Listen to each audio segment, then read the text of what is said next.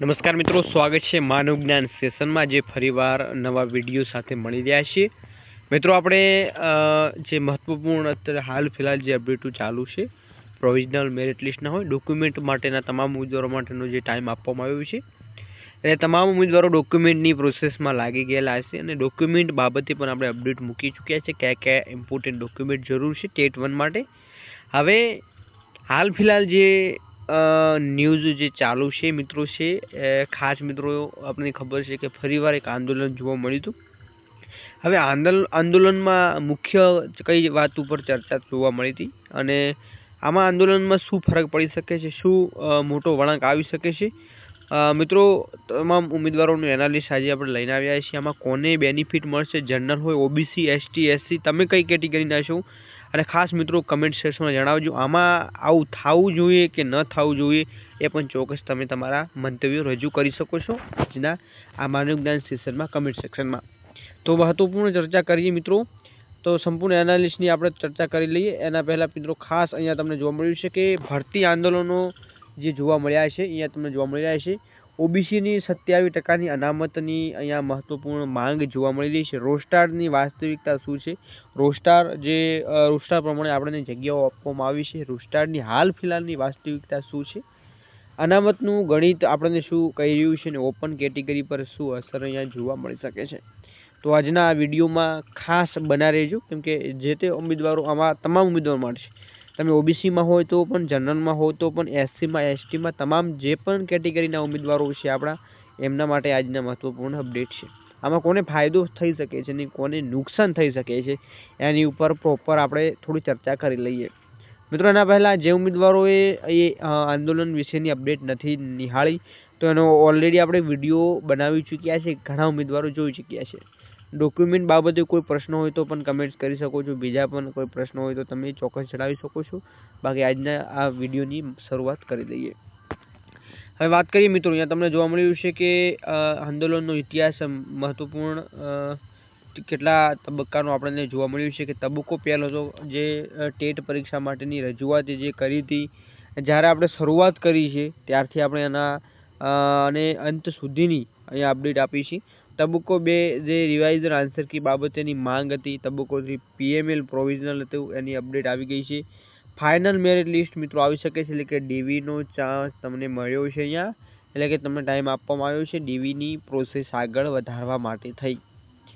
હવે વાત કરીએ કે મિત્રો આમાં બેનિફિટ શું મળી શકે છે, કોને આમાં સૌથી વધારે માંગ જોવા મળી હતી અને આ માંગમાં મિત્રો શું આ માંગ થવી જોઈએ કે નહીં મિત્રો। જો ઓબીસી વાળાને 27% અનામત આપવામાં આવે છે તો મિત્રો મુખ્ય માંગણી શું છે અને આ જે માંગણી કરવામાં આવી છે એ મિત્રો તમારા મંતવ્ય પર પર્સનલી તમારા મંતવ્ય પર યોગ્ય છે કે નહીં એ પણ જણાવશો મિત્રો। અરજદારોની વાત કરીએ તો ઓબીસી ઉમેદવારો 60% છે અને અન્ય કેટેગરીના 40% ઉમેદવારો છે, એટલે કુલ અરજદારમાંથી ઓબીસી કેટેગરીનો હિસ્સો અહીંયા આપણને જોવા મળતો હોય છે।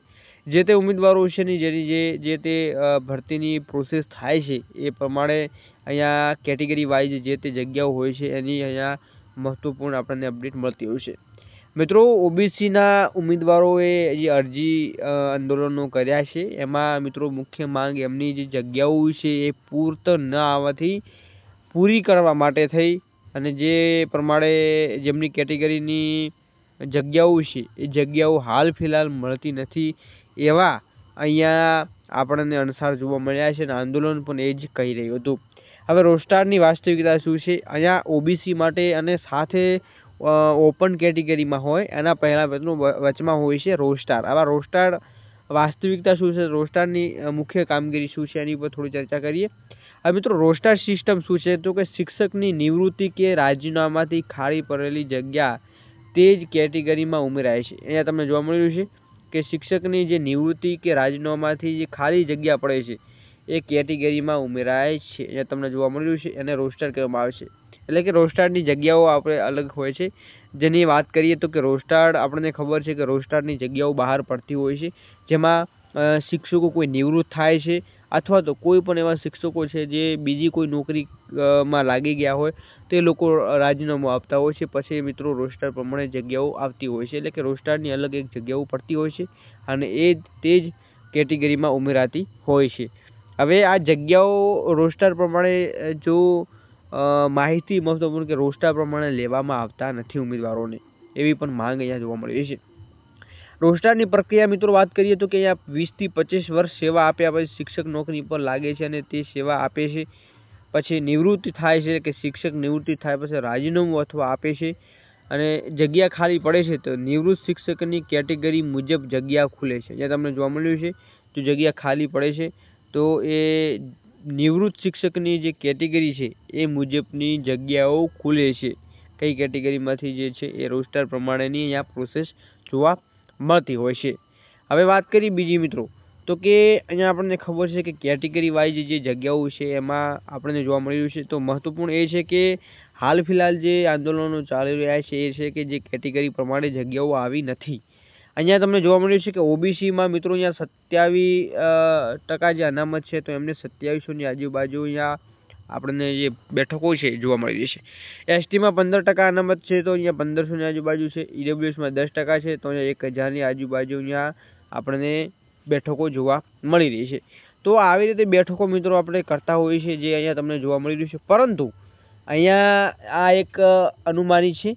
આપણે જે હાલ ફિલહાલ જે પ્રોસેસમાં છે જેમાં આંદોલનો જોવા મળી રહ્યા છે એમાં મિત્રો ખાસ મુદ્દાઓ આપણને જોવા મળતા હોય છે.